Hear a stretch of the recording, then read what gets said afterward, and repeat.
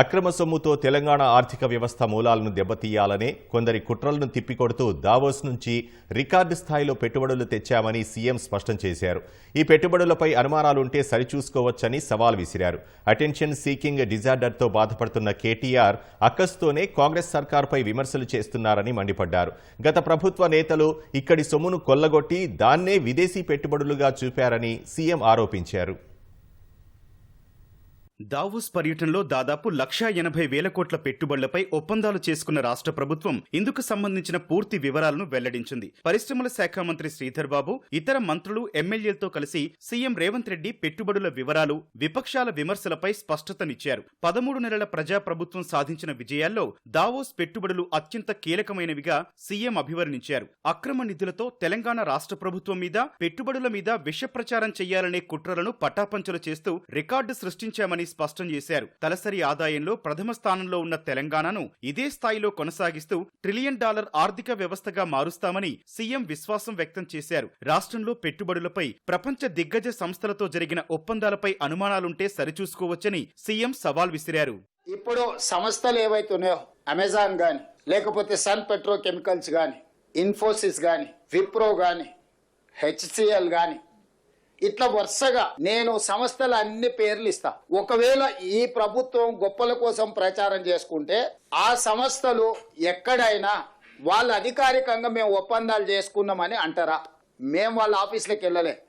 ఎక్కడైతే తెలంగాణ రాష్ట్ర ప్రభుత్వం యొక్క అధికారిక కార్యక్రమాలు నిర్వహించే స్థలం ఉన్నదో వాళ్ళు అక్కడికి వచ్చి అపాయింట్మెంట్ తీసుకొని తెలంగాణ రాష్ట్ర ప్రభుత్వంతో ఒప్పందం చేసుకున్నారు. టోటల్ అఫీషియల్ డాక్యుమెంట్ మీకు రిలీజ్ చేస్తాం. ఏ సంస్థ నుంచి ఎన్ని వేల కోట్ల రూపాయలు ఒప్పందం చేసుకున్నాము.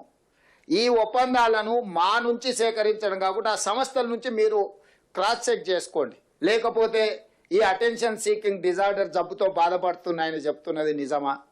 ఈ రెండింటిని నిర్ధారించి మీరు చెప్పండి. ఈరోజు ఎనర్జీలో మనం తీసుకొచ్చిన ఓపెన్ యాక్సెస్ విధానం ఈ రోజు డేటా సెంటర్స్ ని ఎక్కువ ఆకర్షించడం, దాదాపుగా డేటా సెంటర్స్ కు రిలేటెడ్ లో 1,00,000 కోట్ల రూపాయల పెట్టుబడులు ఎందుకు వచ్చినాయంటే గత ప్రభుత్వం యొక్క విద్యుత్ విధి విధానాలు మా ప్రభుత్వం వచ్చిన తర్వాత తీసుకొచ్చిన ఎనర్జీ పాలసీతోని ఈ రోజు మన పెట్టుబడులను ఆకర్షించినము. ప్రభుత్వంలో ఉన్నప్పుడు తాము పెట్టుబడులు తేలేకపోయామని అక్కసుతోనే బీఆర్ఎస్ నేతలు తప్పుడు ప్రచారం చేస్తున్నారని సీఎం మండిపడ్డారు. శ్వేతపత్రం విడుదల చేయాలన్న బండి సంజయ్ వ్యాఖ్యలను తిప్పికొట్టిన రేవంత్ అన్ని వివరాలు వెల్లడించాక ఆ అవసరం ఏముందని ప్రశ్నించారు. అసలు పెట్టుబడులు వస్తున్నాయంటే మీకు ఒకవేళ సంతోషం వ్యక్తం చేయడానికి ఇష్టం లేనప్పుడు మౌనంగా ఉండండి. ఈ అక్కసు ఎందుకు, అసూయ ఎందుకు, కడుపులో మంట ఎందుకు? నేను పోయినప్పుడు ఎవరు రాలేదేంది, ఇప్పుడు వీళ్ళు పోగానే ఇంతమంది వస్తున్నాయింది, ఇన్ని పెట్టుబడులు వస్తున్నాయిందని ఈ అటెన్షన్ సీకింగ్ డిజార్డర్ అనే జబ్బుతోని ఒక ఆయన బాధపడుతుండు, ఇంకొక ఆయన ఆయనకు మద్దతు ఇస్తుండు. ఈరోజు ప్రెస్ మీట్ పెట్టిందే పత్రం, ఒప్పందాలు చేసుకునే శ్వేతపత్రాలు. ఇక మళ్ళీ కొత్తగా శ్వేతపత్రం ఏంది? ఆ శ్వేతపత్రం అనే పదం తెలుసా ఆయనకు? డీటెయిల్స్ అఫీషియల్గా ప్రతి ఒక్కరితో ఒప్పందాలు చేసుకున్న ఫోటోలు, వివరాలు అన్నీ మీకు ఇచ్చినాం కదా. సీక్రెట్గా ఉంటే, అన్డిక్లేర్డ్ డీటెయిల్స్ ఉంటే, ప్రకటించని అప్రకటిత సమాచారం ప్రభుత్వం దగ్గర ఉంటే మనం శ్వేతపత్రం డిమాండ్ చేస్తాం. గత ప్రభుత్వ నేతలు ఇక్కడ సొమ్ము కొల్లగొట్టి విదేశాలకు తరలించి దానినే విదేశీ పెట్టుబడులుగా చూపారని రేవంత్ ఆరోపించారు. దీనిపై కేసులు పెడితే ఇప్పుడు గగ్గోలు పెడుతున్నారన్నారు.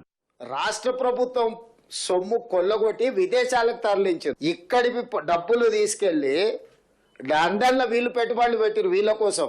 మేమేమో ప్రజల కోసం అక్కడి నుంచి పెట్టుబడులు తీసుకొచ్చినాము. వీళ్ళేమో ఇక్కడ ప్రజల సొమ్మును కొల్లగొట్టి విదేశాలలో పెట్టుబడి పెట్టుకున్నారు. ప్రజల సొమ్ము కొల్లగొట్టిన వాళ్ళ మీద కేసులు పెట్టినాం.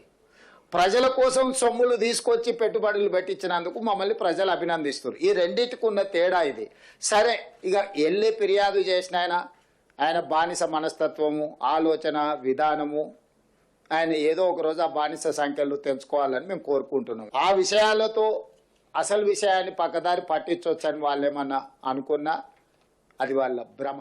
అధునాతన సాంకేతిక నైపుణ్యాలకు హైదరాబాద్ను కేంద్రంగా మార్చేలా ప్రణాళిక రూపొందించామన్న పరిశ్రమల శాఖ మంత్రి శ్రీధర్ బాబు, విదేశీ పెట్టుబడులతో రాష్ట్రంలో 51,000కు పైగా ఉద్యోగ అవకాశాలు లభించే అవకాశముందని తెలిపారు. మొత్తం 49,550 దావోస్ లో ఒప్పందాలు చేసుకున్నాం. 1,850 ఉద్యోగాల సంకల్పన గురించి జురిక్ లో, స్విట్జర్లాండ్ లో ఒప్పందాలు చేసుకోవడంతో 51,400 మందికి ఉద్యోగ అవకాశాలు కల్పించడానికి ఈరోజు ఒప్పందాలు జరగటం. దావోస్లో 1,78,950 కోట్ల రూపాయలైతే ఈరోజు జూరిక్ స్విట్జర్లాండ్ కు సంబంధించి 4,000 కోట్ల రూపాయల ఒప్పందాలతో 1,82,900 రూపాయలు మరి పెట్టుబడులకు సంబంధించి MOUs చేసుకోవటం జరిగింది.